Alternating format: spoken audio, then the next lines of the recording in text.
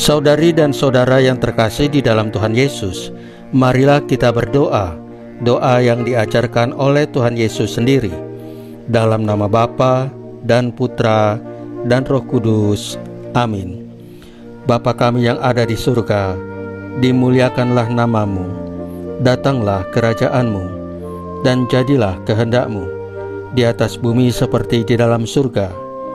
Berilah kami rejeki pada hari ini, dan ampunilah kesalahan kami, seperti kami pun mengampuni yang bersalah kepada kami. Dan janganlah masukkan kami ke dalam pencobaan, tetapi bebaskanlah kami dari yang jahat. Ya Roh Kudus, hadirlah saat ini untuk memimpin dan membimbing kami dalam membaca firman Tuhan Yesus dan merenungkannya, sehingga kami dapat mengerti maknanya dan dapat kami laksanakan dalam hidup kami sehari-hari di tengah masyarakat kami. Pembacaan Injil Lukas bab 16 ayat 1 sampai dengan ayat 8. Memanfaatkan setiap waktu.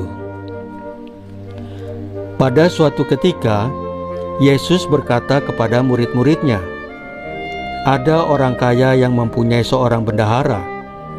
Kepadanya disampaikan tuduhan bahwa bendahara itu menghamburkan miliknya. Lalu ia memanggil bendahara itu dan berkata kepadanya, 'Apakah yang kudengar tentang engkau? Berilah pertanggungjawaban atas apa yang engkau kelola, sebab engkau tidak boleh lagi bekerja sebagai bendahara.' Kata bendahara itu di dalam hatinya, 'Apakah yang harus aku perbuat? Tuanku memecat aku dari jabatanku sebagai bendahara. Mencangkul aku tidak kuat, mengemis aku malu. Aku tahu apa yang akan aku perbuat, supaya apabila aku dipecat dari jabatanku sebagai bendahara, ada orang yang akan menampung aku di rumah mereka.' Lalu ia memanggil seorang demi seorang yang berutang kepada tuannya. Katanya kepada yang pertama, 'Berapakah utangmu kepada tuanku?' Jawab orang itu, 100 tempayan minyak. Lalu katanya kepada orang itu, 'Terimalah surat utangmu. Duduklah dan tulislah segera 50 tempayan.'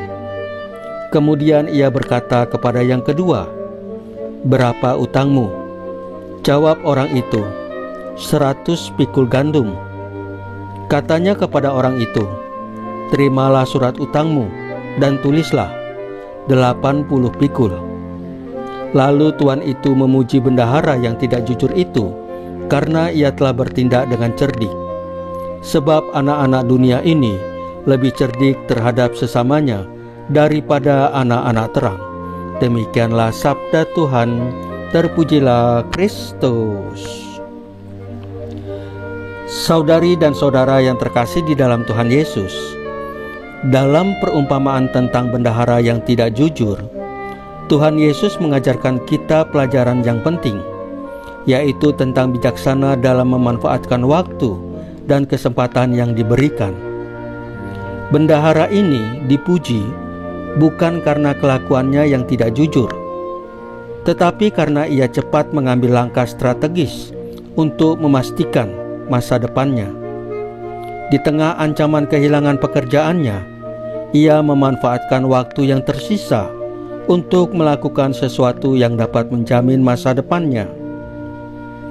Sebagai orang beriman, kita pun diberi waktu dan anugerah Tuhan Yesus setiap hari untuk hidup dengan bijaksana dan melakukan perbuatan-perbuatan baik. Namun seringkali kita tergoda untuk jatuh ke dalam dosa yang dapat mengancam keselamatan kita. Perumpamaan ini mengingatkan kita bahwa setiap kesempatan yang Tuhan Yesus berikan haruslah kita manfaatkan untuk memperbaiki diri dan menjauhkan diri dari jalan yang penuh dosa. Tuhan Yesus mengundang kita untuk tidak menunda-nunda, tetapi segera mengambil keputusan untuk hidup dengan benar. Kehidupan kita adalah anugerah Tuhan Yesus yang harus kita gunakan dengan sebaik-baiknya. Jangan biarkan waktu berlalu begitu saja tanpa melakukan perubahan yang berarti. Saudari dan saudara yang terkasih di dalam Tuhan Yesus, marilah kita berdoa. Ya Tuhan Yesus, bantulah kami untuk menggunakan setiap waktu dengan bijaksana, menjauhi dosa dan hidup sesuai dengan kehendak-Mu. Ajarkan kami untuk memperbaiki diri dan mengambil langkah yang benar. Salam Maria, penuh rahmat, Tuhan sertamu. Terpujilah engkau di antara wanita, dan terpujilah buah tubuhmu Yesus. Santa Maria Bunda Allah, doakanlah kami yang berdosa ini, sekarang dan waktu kami mati. Ya Tuhan Yesus, tambahkanlah iman kami hanya kepadamu saja, karena hanya Engkaulah Tuhan dan Juru Selamat kami satu-satunya, tidak ada yang lain.